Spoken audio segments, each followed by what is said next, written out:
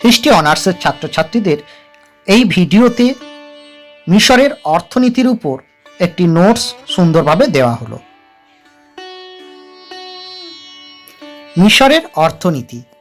প্রাচীন রাজত্বে মিশরে কৃষিকাজ ছিল নীল নদের উপর নির্ভরশীল।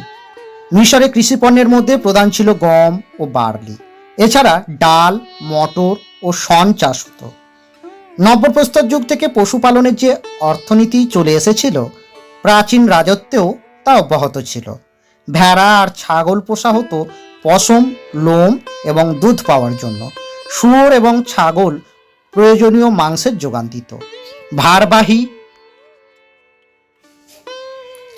পশু হিসাবে ষাঁড়ের গুরুত্ব ছিল খুব বেশি।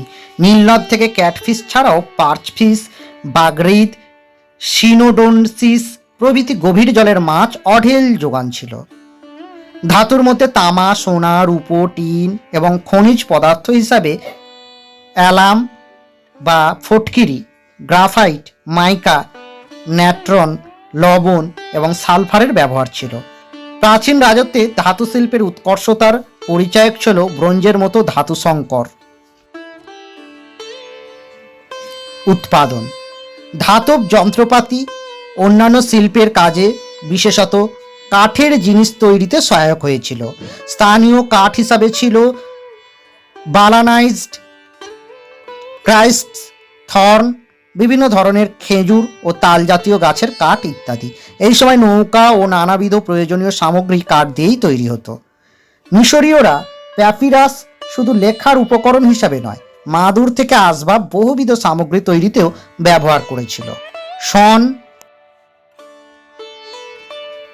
থেকে পাওয়া তন্তু দিয়ে লিনেন তৈরি হতো, যা আপামর মিশরীয়দের পরিচ্ছদ হিসেবে ব্যবহার হতো। কিন্তু পশমের ব্যবহার ছিল অভিজাতদের মধ্যে সীমাবদ্ধ। কৃষি ও হস্তশিল্প ছাড়া প্রাচীন মিশরের অর্থনৈতিক সমৃদ্ধির অন্যতম উৎস ছিল বাণিজ্য। পাথর, তামা, রূপো ও সোনার খনি থাকার মিশরকে মেসোপটেমিয়ার মতো ধাতু ও পাথরের জন্য সম্পূর্ণভাবে বাইরের দেশের উপর নির্ভর করতে হয়নি। তা সত্ত্বেও কিছু কিছু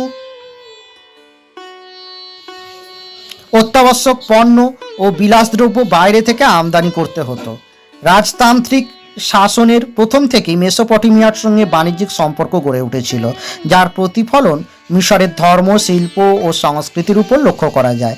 লেভান্ট, ফোনেসিয়া, লিবিয়া ও নুবিয়া ইত্যাদির সঙ্গে প্রাচীন রাজত্বের সময় মিশরের বাণিজ্যিক সম্পর্ক ছিল। ফোনেসিয়া থেকে সিডার কাঠ ও সিডার তেল আমদানি হতো। লিবিয়া থেকে আসতো অলিভ অয়েল বা জলপাইয়ের তেল। তৃতীয় রাজবংশের ফেরাও জোসার নুবিয়াতে সেনা পাঠিয়ে বাণিজ্য কেন্দ্র দখল করেছিলেন বলে জানা যায়। প্রাচীন রাজত্বে ইয়ামকে কাঠ, হাতির দাঁত ও সোনার উৎস হিসাবে দেখা হতো। ষষ্ঠ রাজবংশের শাসনকালেও নুবিয়ার সঙ্গে বাণিজ্যের উল্লেখ পাওয়া যায়। ইয়ামের সঠিক অবস্থান চিহ্নিত করা না গেলেও বিভিন্ন সূত্র থেকে ঐতিহাসিকদের অনুমান এই অঞ্চলের অবস্থান ছিল বর্তমান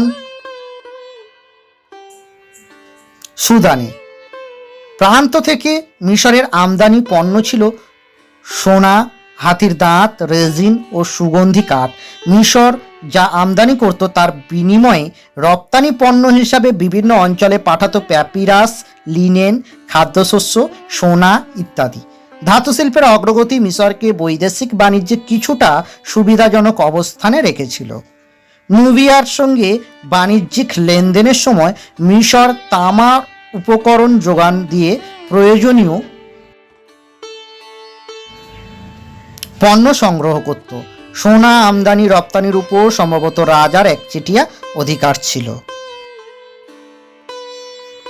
অসংখ্য ধন্যবাদ। সবশেষে আমাদের এই ছোট্ট চ্যানেলটি সাবস্ক্রাইব করার একটি ছোট্ট অনুরোধ থাকলো।